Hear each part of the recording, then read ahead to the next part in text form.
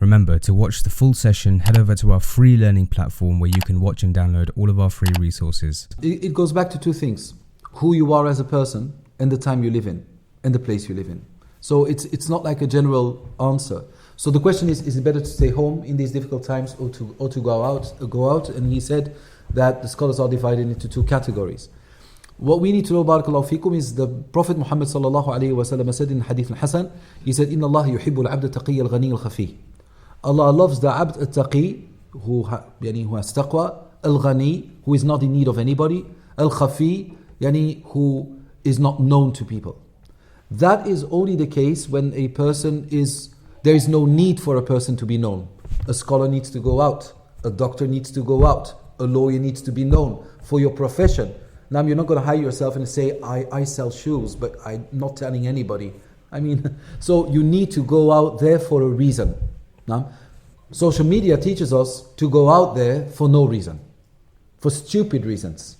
Now that's social media. Everybody wants to be known up to a certain level. So al-khafi, like Muhammad bin Salih Uthaymeen, rahimahullah tabaraka wa ta'ala, mentioned in his Sharh of Riyadh al-Salihin, subhanAllah, which I read in 2002 while I was working, that's why I remember.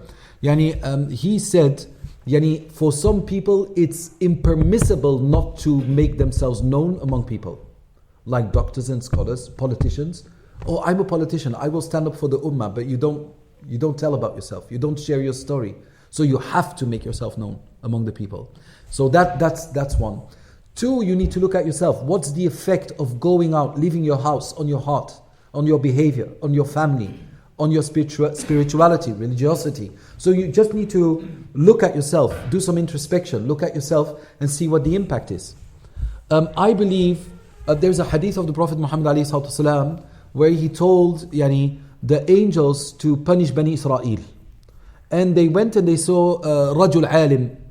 They saw Rajul, Abid, he was worshipping Allah. And then they said, Ya Rabbi, fihim fulan ibn fulan.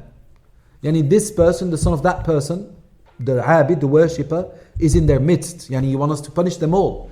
He said, Bihi ibda, start with him. Why?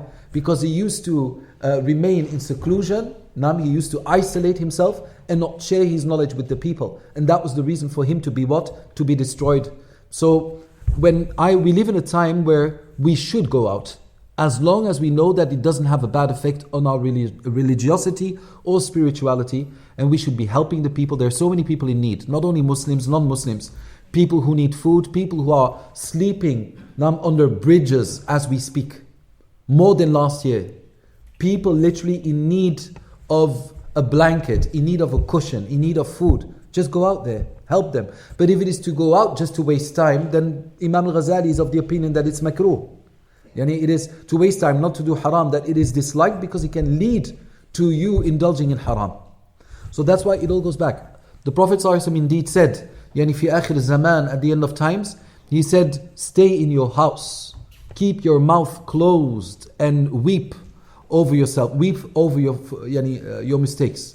So yes, ابكي لذنبك طول الدهر مجتهدا إن البكاء معول الأحزان لا تنس ذنبك بالنهار وطوله إن الذنوب تحيط بالإنسان.